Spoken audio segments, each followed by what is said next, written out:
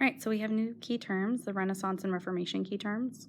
And it looks like our first one is the Renaissance, which means rebirth.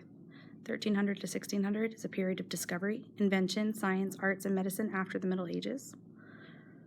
And it focused on individual and learning. So you'll notice that my picture is like an artist's palette and a paintbrush, and then I did a science beaker and a stethoscope for medicine. All right, the second word is humanism. Humanism was an intellectual movement that focused on the individual, human potential, and achievement. So you can see I drew a person and their brain is thinking because it's all about the individual and their ability. Number 3 is secularism. Say that word with me, it's difficult. Secularism. So secularism is the idea of being concerned with worldly items and experiences rather than religious or spiritual ones. So in my picture, I have a church and the person is driving away from the church. So secular or secularism is kind of the concept of rather than focusing on studying your Bible, you're more concerned about having nice things like a car or a lot of money. Okay, patrons. Patrons were wealthy upper-class individuals who financially supported the creation of art and writing in order to display their wealth to others and to provide service to the public by beautifying the city. So someone might get their portrait taken or portrait done, and they would pay the artist to do their portrait, and then they would put it on display, like either in their house or hang it up in the city. Okay, so this is kind of like our first selfies.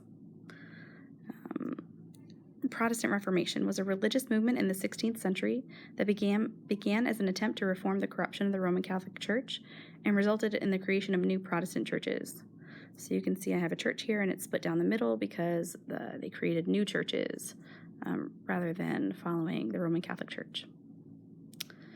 Okay, number 6 is heretic. A heretic is a person who has a different religious opinion and they speak out against the teachings of the accepted church at the time. So here I have a megaphone, and it wasn't that they were necessarily anti-Christianity, it was that they were anti the Roman Catholic Church because they felt that the Roman Catholic Church was spending too much money on themselves and they were taking the money and misusing it when it should have been used to like help the poor or the orphans. Okay, indulgences are a pardon, a certificate sold by the Catholic Church to a church member to reduce one's punishments for their sins. It was kind of like a golden ticket, a ticket into heaven. So here I have my halo and my angel wings and my golden ticket.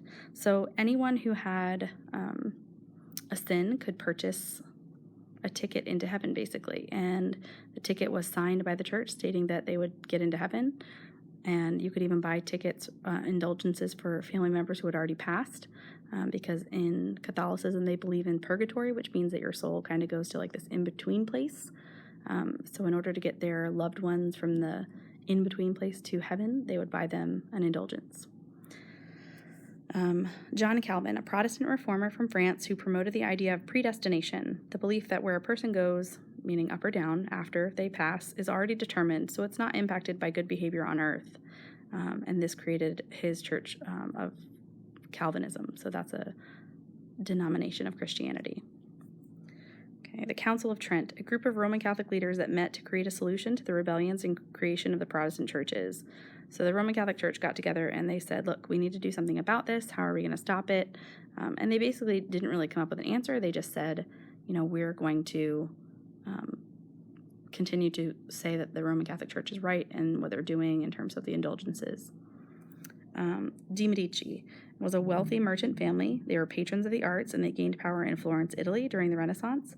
They owned Europe's largest bank during the 1400s, and they gained power in Florence and maintained power as a family for over 30 years.